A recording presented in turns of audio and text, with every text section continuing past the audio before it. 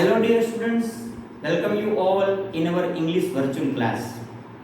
We have learned about pronoun and its kind previously. In this video lecture, I am going to teach you the rules for plural noun. But before we start, as usual, I have some wise words said by Napoleon Hill. Let's see, what did he say?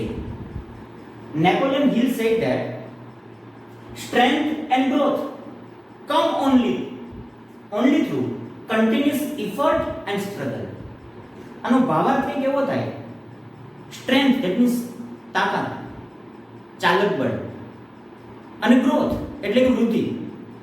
આ બંને આવે છે કોના દ્વારા?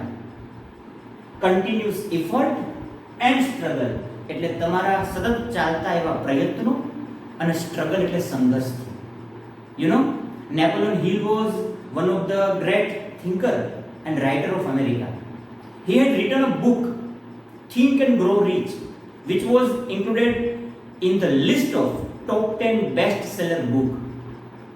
He rightly said about the importance of struggle. You know, struggle is the precondition for the growth. In sense, struggle is like in a form of training. What you are today is the result of yesterday's effort, and your today's effort, today's work maybe decide what you will be in future. તમે આજે જે પણ કંઈ છો એ ભૂતકાળના તમારા પ્રયત્નોના કારણે છો, અને તમારા અત્યારના પ્રયત્નો એ નક્કી કરશે કે તમે ફ્યુચરમાં શું બનશો. આ પ્રેઝન્ટ સમયની અંદર આપણે જોઈએ છીએ કે ઘણા લોકો થોડા ઘણા વિક્ષેપો કે કોઈ પ્રકારના સર્કમસ્ટન્સીસના કારણે એ પોતાના ઉદ્દેશ્યને લક્ષ્યને છોડી દે છે, વચ્ચેથી પડતું મૂકી દે છે.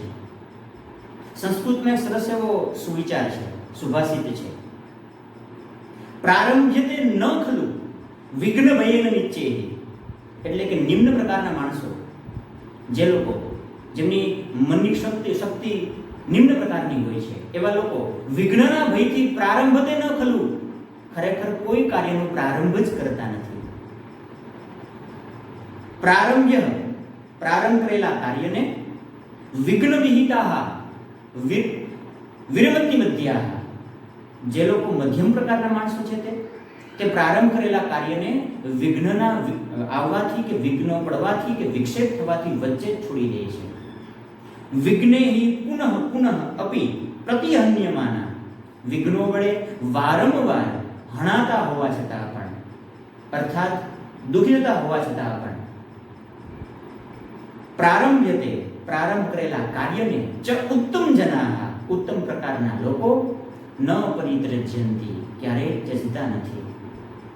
આપણે પણ જીવનના અનેક ઝંઝાવાતો, અનેક સંઘર્ષો અને અનેક વિક્ષોભોની સામે હારીને આપણા કાર્યને છોડી દેવાને બદલે તેને વળગી રહીએ, આપણા ઉદ્દેશ્યને હંમેશા વળગી રહીએ. આવા એક સારા વિચાર સાથે લેટ્સ બિગિન અવર લેક્ચર. આપણે આ નવા ટોપિકની શરૂઆત કરીએ. Okay, so previously we have discuss about the pronoun and its kind. I hope you will all understand it properly. Basic ગ્રામરનો આ પાંચમો લેક્ચર છે આપણો, અને આની અંદર આપણે પ્લુરલના રૂલ્સ વિશે ભણવાના છીએ.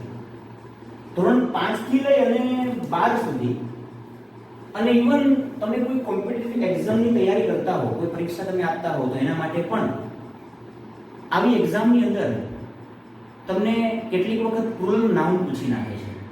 સાવ સિમ્પલ વસ્તુ છે, બટ ઘણી વખત આપણે ગૂંચવાઈ જઈએ છીએ જો આપણને પ્રોપર રૂલ ખબર ના હોય તો. ઇવન 12th ની અંદર અને 11th ની અંદર આપણા વિડિયો લેક્ચર્સ છે 11th અને 12th બંને માટે લાગુ પડે એવા છે. 11th અને 12th ની અંદર એમની અંદર પણ એડિટિંગ ટેક્સ્ટનો પેલો ટોપિક આવે છે, અને ઘણી વખત એમની અંદર પણ તમને ક્યારેક ગૂંચવવા માટે આવું પૂછી શકે છે.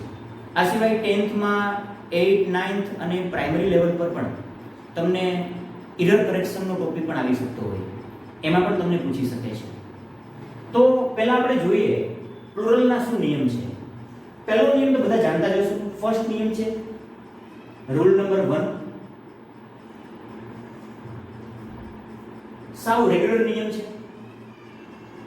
For the regular noun,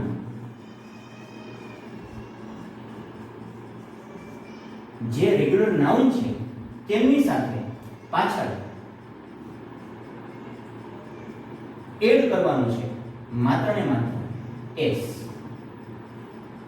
That means આની અંદર only add s. તમે કોઈ પણ નામની પાછળ s પ્રત્યે લગાડી દો. જોજો એપોસ્ટ્રોફી s નથી, આ s પ્રત્યે લગાડશો તો એનું પ્લુરલ બની જશે. કેવી રીતે? એક્ઝામ્પલ જોઈએ આપણે.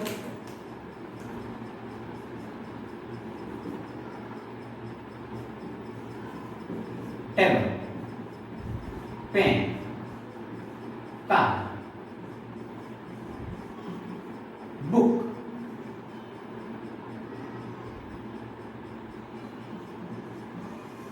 હાઉસ. આ માત્ર એસ લગાડો. ટેબલ્સ, પેન્સ, કાર્સ,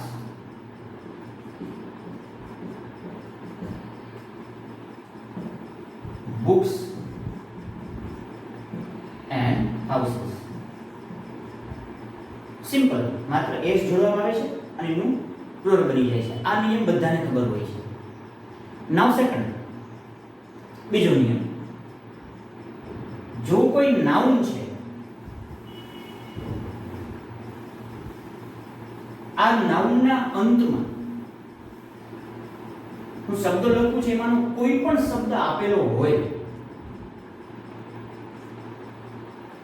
એવા નાઉન કે જે noun ends with s, double s, ch, s, h, x કે પછી z, જે પણ કોઈ નાઉન છે તેનો અંત છે, એનો એન્ડ છે, એ આવા કોઈ પણ પ્રતીક થતો હોય, આવા કોઈ પણ વર્ડ થતો હોય તો શું કરવાનું? તો એવા નાઉન જે છે તેમની પાછળ માત્ર s લગાડવામાં નહીં આવે, પરંતુ તેમની સાથે પાછળ આપણે એડ કરીશું es. ધેન આની અંદર શું કરવાનું છે? તો કે છે કે એની અંદર add es. તેમની પાછળ es એડ કરવાનું છે. અહીંયા હું લખી નાખું છું. નાઉન અને તેમની પાછળ આવા નાઉન કે જેમની પાછળનો પ્રત્યય આવા શબ્દ આપેલા હોય તો તેમની પાછળ માત્ર શું એડ કરવાનું? es. કેવી રીતે જોઈએ આપણે? એક્ઝામ્પલ જોઈએ.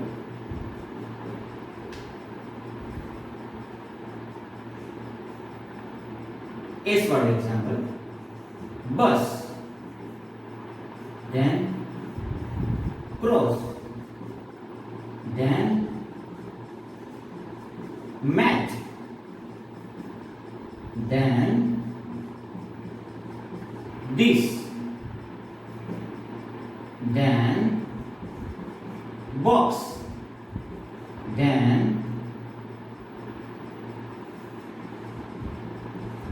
quiz.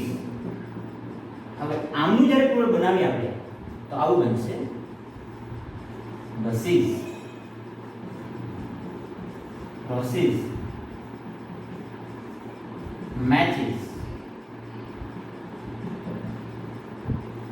dishes, boxes and quizzes. અહીંયા એક ધ્યાન દોરજો, z બેવડાય છે. ઓકે, સ્પેલિંગ કરેક્શન યાદ રાખજો. So this is the second rule. જ્યારે કોઈ પણ નાઉનની પાછળ આવા કોઈ પ્રકારના શબ્દોથી અંત થતો હોય નાઉન, તો એ નાઉનની સાથે es પ્રત્યય ઉમેરવાથી you can make it plural noun. Then third rule, ત્રીજો નિયમ, એવા કોઈ નાઉન છે કે જેમનો એન્ડ એ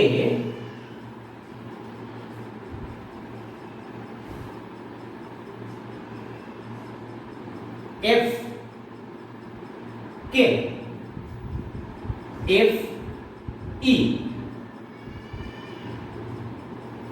સ્મોલર લખું છું એફ અથવા તો એફ ઈ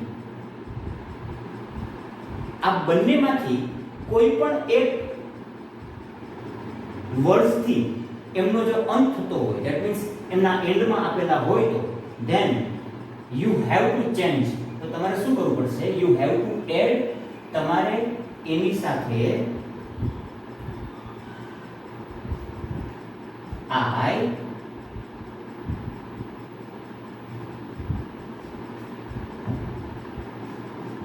VES લગાડવું પડશે કેવી રીતે જોઈએ આપણે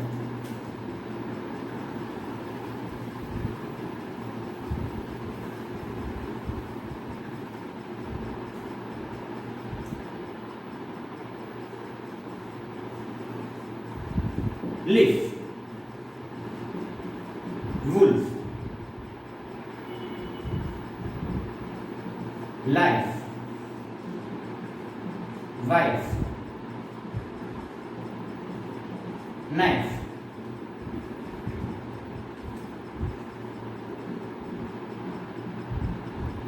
leaf છે તો leaves બનશે wolves lives wives knives આવી રીતે તમે એનું રૂલ બનાવી શકો છો આ રૂલને ખાસ તમારે યાદ રાખવાનો છે કારણ કે મોટાભાગના વિદ્યાર્થીઓ આમાં મિસ્ટેક કરે છે છતાં પણ આની અંદર પણ કેટલાક એક્સેપ્શન છે મતલબ કે કેટલાક અપવાદ પણ હોઈ શકે છે કયા અપવાદ છે હું સમજાવું છું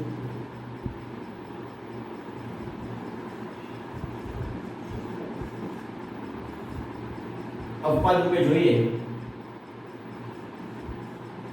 રૂફ હવે આનું નાઉન પ્લુરલ નાઉન રૂફ્સ થાય છે માત્ર એ ઉમેરાય છે એવી રીતે ક્લિફ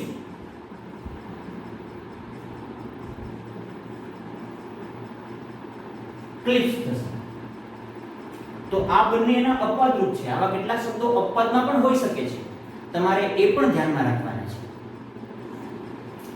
નાઉ fourth rule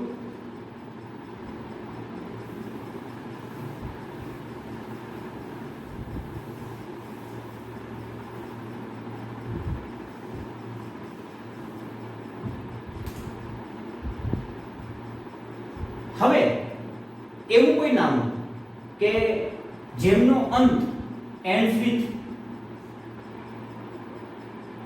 y એનો અંત થતો હોય y થી બટ એ y ની પહેલા વોવેલ હોય તો તમારે શું કરવાનું છે એટલે કે આગળ વોવેલ પ્લસ અંતમાં y then add only s તો માત્ર ને માત્ર તેની સાથે શું ઉમેરો પાછળ s ઉમેરો એક્ઝામ્પલ જોઈએ આપણે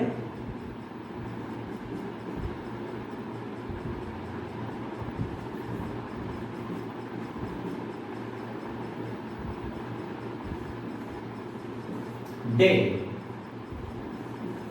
boy key guy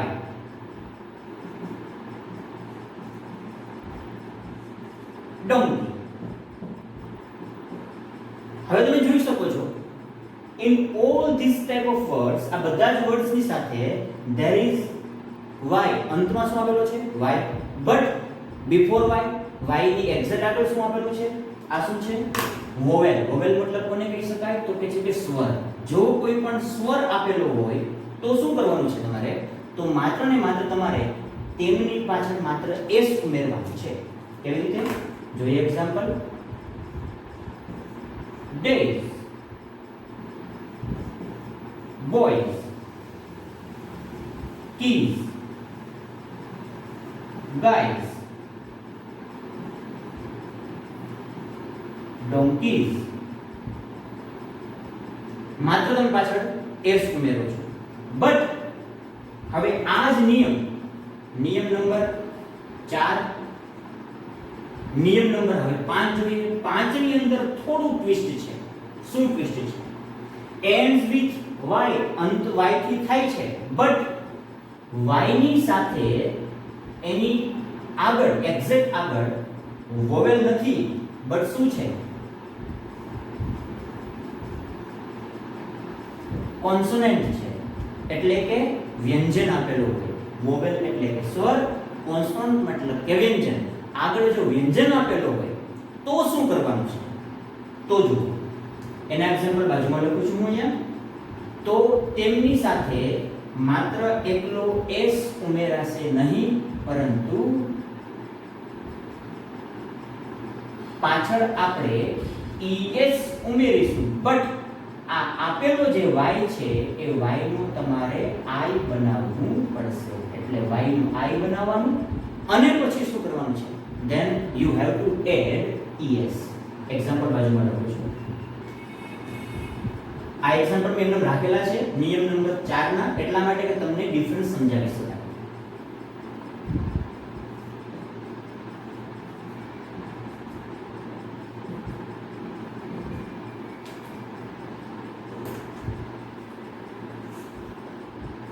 एग्जाम्पल है city, then bed, then story,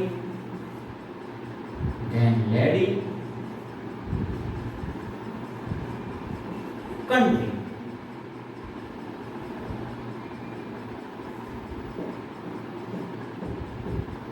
હવે અહીંયા જોઈએ, જો નિયમ નંબર 4 શું છે? હમણાં આગળ લખ્યું એ પ્રમાણે if the words end with y, જો વર્ડ છે કોઈ પણ નાઉન છે એ y થી એન્ડ થતું હોય, બટ y ની એક્ઝેક્ટ આગળ શું આપેલું હોય? વોવેલ આપેલું હોય. લખું છું અહીંયા વોવેલ પ્લસ y આવું હોય તો then you have to add only s. તો માત્ર ને માત્ર શું લગાડો? તમારે માત્ર s લગાડવાનું છે. પણ જો નિયમ નંબર 5 અંતમાં y તો છે, બટ એક્ઝેક્ટ એની આગળ કોન્સોનન્ટ આપેલું છે, મતલબ કે વ્યંજન આપેલો છે, તો તમારે અંતમાં રહેલા y નું i બનાવવાનું છે. then you have to add es.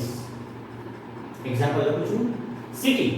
તમે જોઈ શકો સિટી ની અંદર અંતમાં શું છે?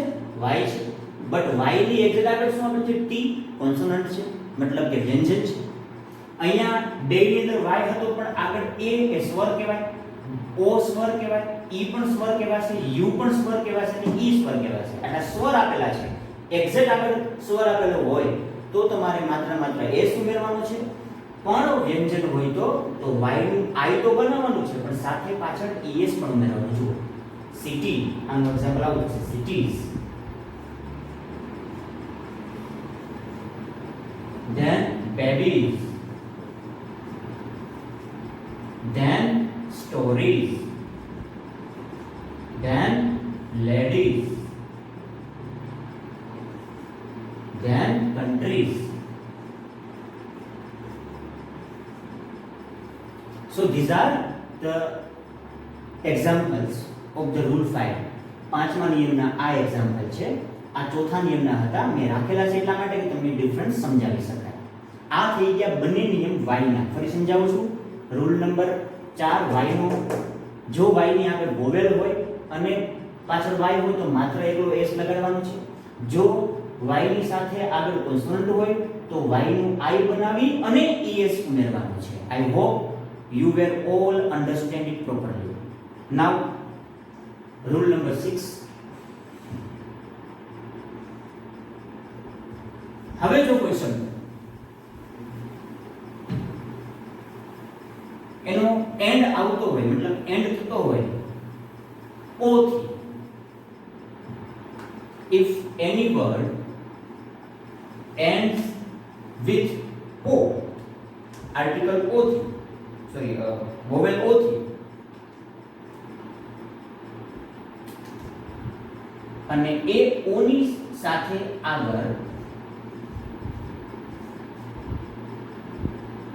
આગળના નિયમ પ્રમાણે વોવેલ આપેલો વોવેલ ધેન ઓ તો શું કરવાનું then you have to add only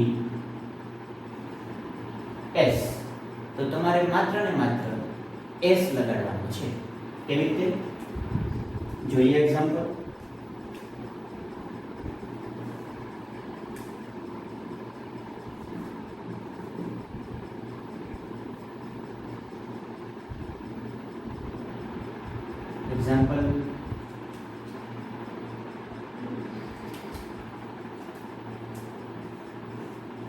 zoo then radio then stereo then video then camera જો અંતમાં શું છે આપેલું ઓ બટ ઓ ની સાથે તેમની એક્ઝેક્ટ આગળ શું આપેલું છે વોવેલ ઓ વોવેલ કહેવાય ઈ પણ વોવેલ કહેવાશે અહીંયા ઈ આઈ અને આ ઓ ફરી પાછું તો આનું પ્લુરલ કેવી રીતે બનશે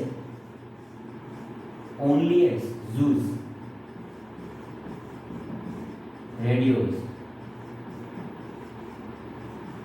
stereos videos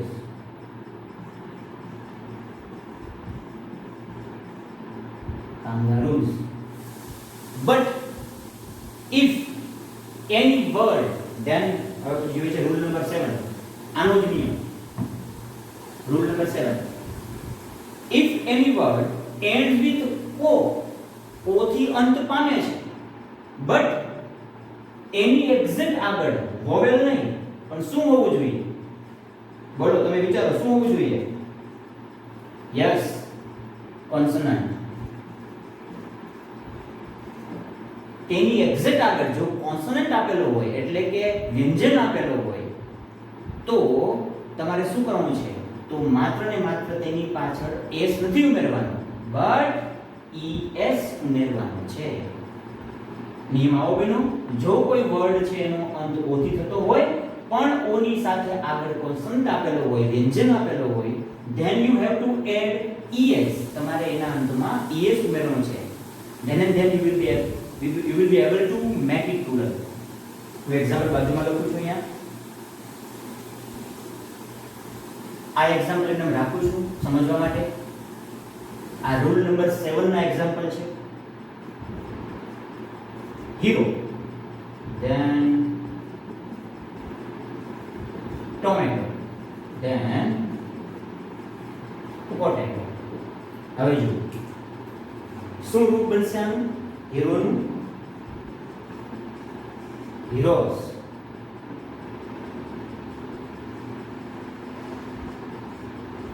tomatoes and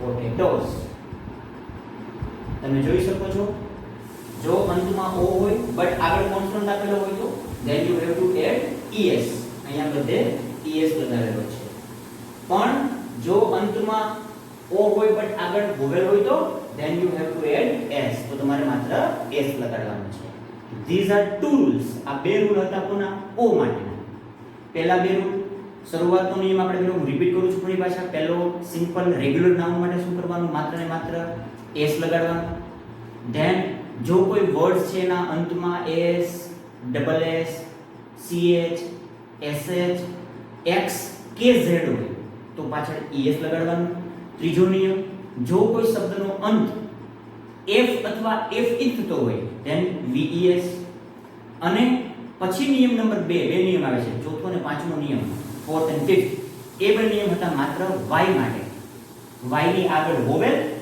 તો y એમને રહે છે, માત્ર s ઉમેરાય છે.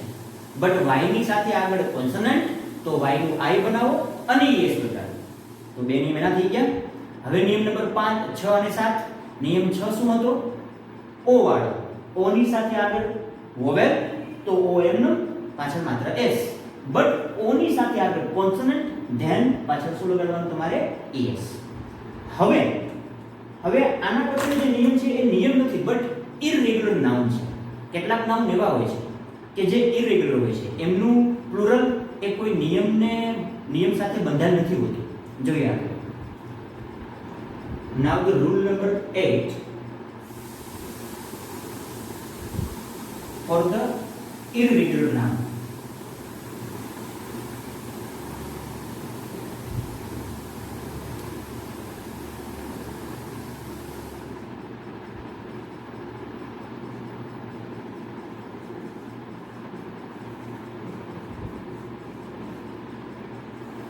આ કેટલાક અનિયમિત રૂપો હોય છે. જોઈએ આપણે. એક્ઝામ્પલ, જેમ કે main, then woman, then child,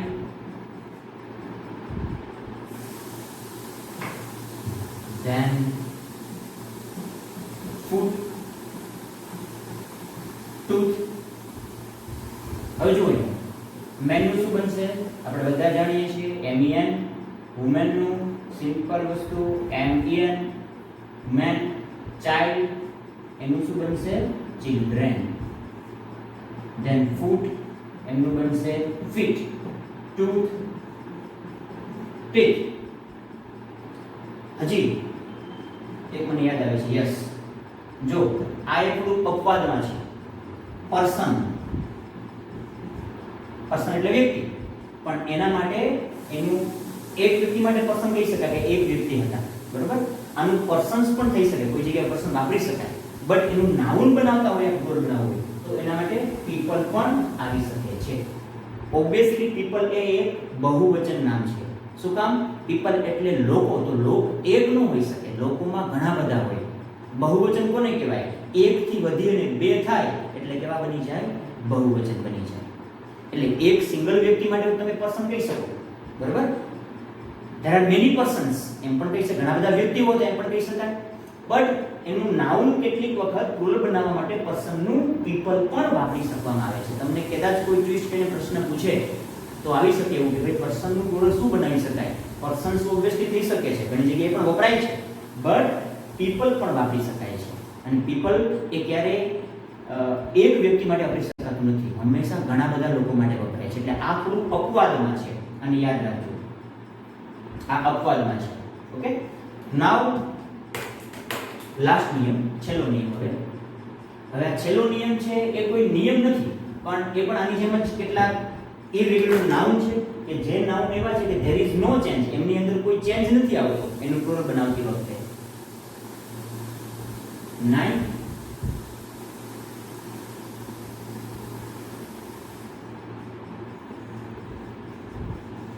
not change, change ન થતા હોય તેવા નામ. એવા કયા નામ હોઈ શકે? જેમનું સિંગ્યુલર એન્ડ પ્લુરલ આ બંને કેવું બનતું હોય? એક સરખું બનતું હોય. એક્ઝામ્પલ જોઈએ આપણે, ને બધાએ ફિશ, શીપ ને ઓળખો છો? Fish, then deer, then species એટલે કે પ્રજાતિ. આ એવા નામ છે કે જેમનું રૂપ બદલાતું નથી. ધેટ મીન્સ એ સિંગ્યુલર પણ એવું હોય અને એનું પ્લુરલ પણ કેવું બનતું હોય? સેમ બનતું હોય. તો શીપનું શું બનશે? એ જ બનશે. એક શીપ હોય તો પણ કહી શકાય શીપ છે. there are many ships, ઘણા બધા છે તો પણ શીપ કહી શકાય. there are lot of sheep એમ કહેવાય, શીપ્સ ન કહી શકાય. ફિશ વિશે પણ એવું છે, ફિશનું પણ આવું બને છે મોટા ભાગ. ધેન ડિયર, ડિયર એટલે હરણ. સ્પીસીસ, સ્પીસીસ એટલે પ્રજાતિ. હજી એમ આવી શકે સિરીઝ, આવા કેટલાક નાઉન એવા છે કે જેમનું ચેન્જ કોણ થઈ એ જેવા છે એવા ને એવા રહે છે. તો આ તમારે વર્ડ્સ જેમ તમે વોકેબલરી પેલી ક્લિયર કરશો, જેમ જેમ તમારા અંદરમાં તમારી યાદશક્તિ વોકેબલરી આવતી જશે, એમ તમને કેટલાક ઇરેગ્યુલર નાઉન મળતા જશે જે આપણા દૈનિક ઉપયોગમાં આવતા હોય તેવા. Okay, so these are the rules. આમાં અપવાદ પણ ઘણા હોઈ શકે છે કે ભાઈ એમનું ચેન્જીસ ન થાય. જેમ કે મને યાદ આવે છે, હું સમજાવું તમને. આપણે નિયમ ભણ્યો હોય તો અંતમાં શું હોય? ઓ હોય, અને આગળ જો કદાચ વ્યંજન હોય. હવે એક એક્ઝામ્પલ લખું છું, ફોટો. તો ફોટોનું પ્લુરલ ફોટોસ નહીં થાય, એમાં es નહીં ઉમેરાય. તો શું ઉમેરાશે? માત્ર એસ. નિયમ તો એવો હતો કે અંતમાં ઓ છે, બટ ઓ ની સાથે આગળ કોન્સોનન્ટ છે, તો આપણે es લગાડવું જોઈએ. પણ અહીંયા તો શું કામ નથી? બીકોઝ આ એક્સેપ્શનમાં છે, એટલે કે અપવાદમાં છે. તો આવા કેટલાક નાઉન પણ હોઈ શકે છે કે જે અપવાદ રૂપે હોય, જેમની સાથે એમાં કોઈ નિયમ રૂલ જોડાયેલ નથી હોતો. આ તમારે માત્ર ને માત્ર યાદ જ કરવા પડે છે, એને વાંચીને યાદ રાખવાના હોય છે. સો we have discussed about all the kind of rule how to make a noun in plural form. કેવી રીતે નાઉનને આપણે પ્લુરલ બનાવી શકીએ, એટલે કે એનું બહુવચન બનાવી શકીએ, એના વિશેના આપણે આ 9 જેટલા નિયમ જોયા છે. આઈ હોપ તમને બધા સમજાઈ ગયા હશે. આ નિયમ એ પ્રાઇમરીથી લઈ અને છેક કોલેજ સુધીના વિદ્યાર્થીઓ માટે પણ હેલ્પફુલ થાય છે. બીકોઝ ઘણી વખત એક્ઝામની અંદર આપણી અપેક્ષા વિનાનું પૂછી નાખે છે. ઘણી વખત એવું બનતું હોય છે કે આપણે અઘરી વસ્તુની અપેક્ષા કરેલી હોય ને એ લોકો કેટલીક વખત સહેલું પૂછી નાખે, ઘણી વખત આપણે સહેલી વસ્તુમાં જ ગૂંચવાતા હોઈએ છીએ. તો આ બેઝિક ગ્રામર છે અને આઈ હોપ તમને એ સમજાણું હશે. મેં તમને શરૂઆતમાં જે વાઇઝ વર્ડ્સની વાત કરી હતી કે ભાઈ માણસ સ્ટ્રગલ કરીને આગળ આવી શકે છે. સ્ટ્રગલથી જ માણસ પોતાના લક્ષ્યને કે પોતાના ઉદ્દેશ્યને પ્રાપ્ત કરી શકે છે. એ સ્ટ્રગલ કેટલી હદે હોઈ શકે છે એનું એક એક્ઝામ્પલ મને યાદ આવે છે. એક વખત એક છોકરો એ ભાવનગર જાય છે સિટીમાં પોતાના ધોરણ 12ની બોર્ડની એક્ઝામ આપવા માટે. ઘણા વર્ષો પહેલાની વાત છે. કન્ડિશન બહુ ખરાબ, પોતાની આર્થિક સ્થિતિ બહુ ખરાબ છે. સાવ એકદમ મધ્યમ કુટુંબમાંથી કે ગરીબ કુટુંબમાંથી પોતે આવે છે. એના પિતા પાસે એટલી મૂડી નથી કે એને પૈસા આપી શકે. એને 35 રૂપિયા આપે છે કોઈ ધર્મશાળામાં રોકાવા માટે ખર્ચા પેટે. એક્ઝામ 7 દિવસ ચાલવાની હોય છે એટલા માટે, અને સાથે 4 રૂપિયા બીજા આપે છે ટિકિટ ભાડા માટે. આ થોડા વર્ષો પહેલાની વાત છે એટલા માટે. એ સમયે બહુ પૈસો નાનો હતો. ઘટના એવી ઘટે છે, ધર્મશાળામાં આવે છે, સાંજના પલંગ ખસેડતી વખતે, પલંગને ફેરવતી વખતે અચાનક હાથમાંથી પલંગ છટકે છે અને પગના અંગૂઠા પર આવે છે. અસહ્ય દર્દ થાય છે. અંગૂઠામાં લોહી મરી ગયું છે, આખો પગ સૂજીને દડા જેવો થઈ ગયો છે, અતિશય દર્દ થાય છે. દવાખાને જવાના પૈસા તો હતા નહીં, ખાવા પૂરતા અને રહેવા પૂરતા માણ હતા, એટલે પોતે ભીનો પાટો બાંધી દે છે પગ ઉપર. દુખાવો આખી રાત થાય છે, છતાં પણ ઊંઘ નથી આવતી. ગમે તેમ કરી અને પોતે ન ઊંઘ આવવાના કારણે ગમે તેમ કરી એ દુખાવાની અંદર પણ દુખાવાને ભૂલીને પોતે આખી રાત રીડિંગ કરે છે. સવારના એક્ઝામ હોય છે, સાયન્સની એક્ઝામ. પગ એટલો સૂજી ગયો રાતમાં કે ચપ્પલ કરી શકાતા નથી. ઉઘાડા પગે છોકરો પોતાના એક્ઝામ સેન્ટર પર જાય છે. 2 કિલોમીટર દૂર એની સ્કૂલ હોય, ત્યાં ચાલતો જાય છે. અડધી પોણી કલાકે સ્કૂલે પહોંચે. એક્ઝામ શરૂ થાય છે. દુખાવો અસહ્ય ચાલુ જ છે. પગ નીચો રાખી શકાતો નથી. પાટલી પર પગ રાખવાની સ્કૂલના સુપરવાઇઝર ના પાડે છે. દુખાવા સાથે પેપર આપે છે. બપોરનું પેપર, સવારનું પેપર પૂરું થાય છે, બપોરે બીજું પેપર હોય છે, એ પણ આપે છે. સાંજે ઢસડાતા પગે ફરી પાછો ધર્મશાળામાં આવે છે. આવી રીતે આખી એક્ઝામ આપે છે.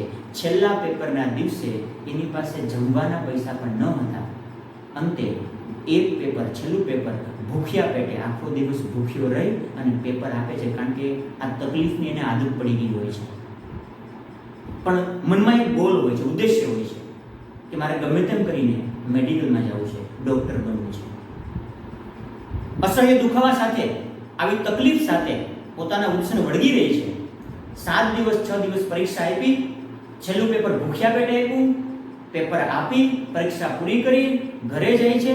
રિઝલ્ટ આવે છે અને રિઝલ્ટમાં એ છોકરો આખા જિલ્લામાં 4થા ક્રમે આવે છે અને પોતે બાયોલોજીમાં રાષ્ટ્ર લેવલ પર એટલે કે રાજ્ય કક્ષાએ એટલે કે આખા રાજ્યમાં એ 1 થી 4 કે 5 નંબરમાં આવે છે બાયોલોજીની અંદર. અને આ છોકરો મોટો થઈને બને છે એક ડૉક્ટર, બાળકોનું સારો એવો ડૉક્ટર, ભાવનગરના પ્રખ્યાત ડૉક્ટર IK વીજળીવાળા. જી હા, આ વાત એની છે. આપણે પણ એના જીવનમાંથી પ્રેરણા લીધા જેવી છે. ઘણી વખત આપણે ઇંગ્લિશ કેટલું નથી આવડતું એવું સમજીને આપણે એને જતું કરી દઈએ, એનાથી દૂર ભાગીએ છીએ. પણ તમારે ઇંગ્લિશ શીખવું છે, તમને શીખવાની અંદરથી તમન્ના છે, ધગશ છે, તો એને વળગી રહેજો. એ રાતમાં નહીં આવડી જાય, એક રાતમાં. કોઈ માણસ છે, કોઈ પ્રયત્ન કરે તો એ ઓન ધ સ્પોટ કંઈ સીધો કોઈ સીડીને કૂદકું મારીને ચડી શકે નહીં. પણ એક દિવસ તમને ચોક્કસ આવડશે. એક જ દિવસમાં નહીં આવડે, પણ એક દિવસ ચોક્કસ આવડશે. આપણે પણ આપણા ઉદ્દેશને વળગી રહીએ, આપણા ગોલને વળગી રહીએ. આવા સરસ વિચાર સાથે આજના લેક્ચરને પૂરું કરીએ. Thank you all. જય શ્રી કૃષ્ણ. આવજો.